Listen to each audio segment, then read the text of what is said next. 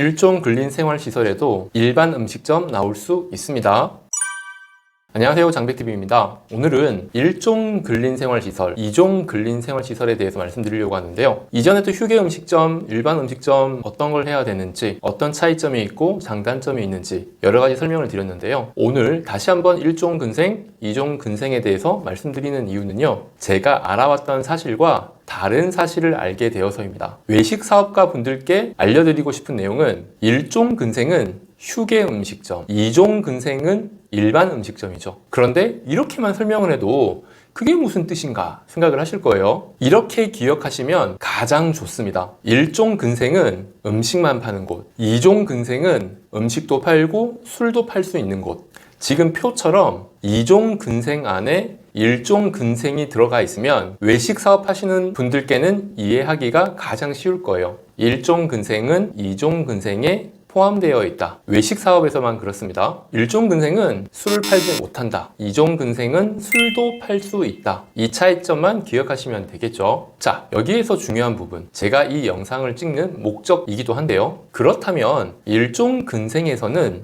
일반 음식점이 신고가 되지 않을까? 이 부분이죠. 설명을 드리면 건축법 시행령에 따르면 일종 근생은 주민생활의 필수시설, 이종 근생은 일종보다 큰 규모의 시설, 취미생활, 편의생활 관련 시설이 들어갈 수 있다고 설명이 되어 있는데 이것도 너무 복잡해요. 자, 우리는 외식 사업에 한정돼서 생각을 하는 부분이기 때문에 일종 근생에는 2번과 같이 휴게 음식점, 제과점, 바닥 면적의 합계가 300제곱미터 미만인 것이라고 되어 있습니다. 확실히 그 외에도 일용품, 소매점, 이용원, 미용실, 의원, 치과, 탁구장, 체육도장, 마을회관, 변전소, 도시가스 배관시설, 금융업소 이런 것들이 일종에 해당이 되지만 어디에도 일반 음식점은 들어가 있지 않습니다. 왜냐? 이종 근생에 일반 음식점이 들어가 있기 때문에 그렇습니다. 다시 말하면 일종 근생에는 일반 음식점이 안 된다는 소리죠. 그런데 제가 초반에 이렇게 말씀드렸습니다. 제가 아는 사실과 다르더라. 오늘 저희 가맹점주님께서 사업자 내기 위한 준비를 하시는데 임대차 계약을 하기 위해서 연락이 왔어요. 저한테 도면을 보내주셨는데 지금처럼 도면에 일종 근린생활시설이라고 딱 적혀 있습니다. 우리는 일반 음식점인데 일종 근생 점포를 얻으시려고 제가 점주님께 전화를 드렸죠. 이 점포는 얻으시면 안 돼요. 우리는 일반 음식점이기 때문에 이종 근생을 얻으시거나 이종 근생으로 용도 변경을 하셔야 돼요. 헉, 진짜요? 와, 큰일 날 뻔했네요. 그런데 제가 의문스러웠던 건 이 점포가 부동산이 구해준 점포거든요.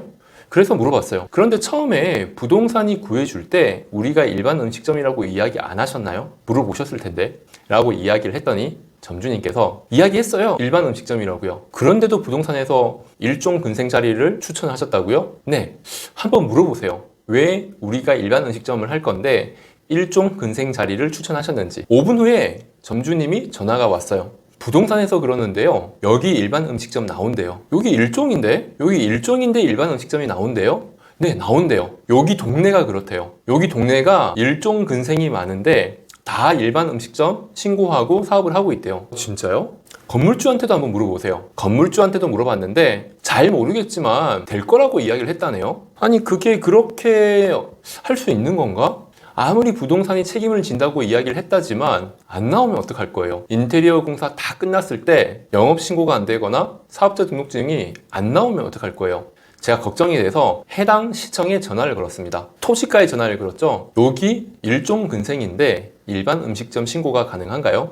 담당자분이 잘 모르는 눈치예요. 그거는 식품위생계에 문의하셔야 됩니다. 전화 돌려드릴게요. 뚝 전화기가 돌아갔어요. 식품위생계였습니다. 똑같이 질문했죠. 여기 상가가 일종 근생인데 일반 음식점 신고가 가능한가요? 이분도 잘 모르는 눈치예요. 저에게 주소를 일단 불러주세요 이러더라고요. 주소 번지수를 불러드렸죠. 타타타닥 하면서 검색을 하시더라고요. 아, 네 선생님, 여기는 일종 근생이고 지금까지 일반 음식점으로 신고됐던 적이 한 번도 없는 건물입니다. 이렇게 이야기를 하시는 거예요. 제가 이야기를 했죠. 아, 그렇군요.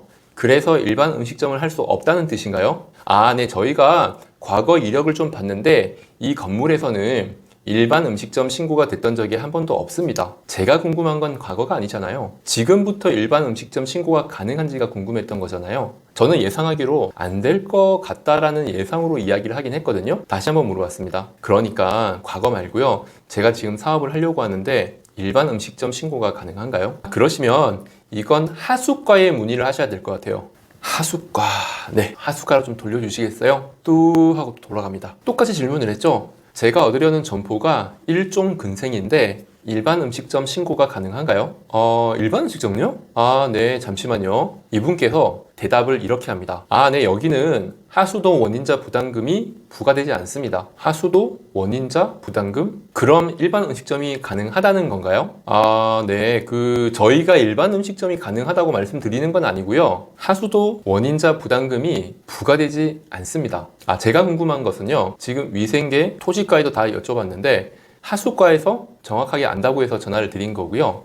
제가 원하는 이 점포에서 일종 근생인데 하수도 원인자 부담금이 부과가 안 된다는 것은 일반 음식점은 된다는 의미인가요? 안 된다는 의미인가요? 이 공무원께서는 약간 제 질문에 짜증이 났어요. 제가 느끼는 이유는 잘 모르는 것 같더라고요. 그러니까 일반 음식점이 됩니다 라고 대답을 하더라고요. 그러면 된 거죠. 하수도 원인자 부담금이 어쨌건 정화조가 어쨌건 일반 음식점만 가능하면 사업을 할 수가 있는 거니까요.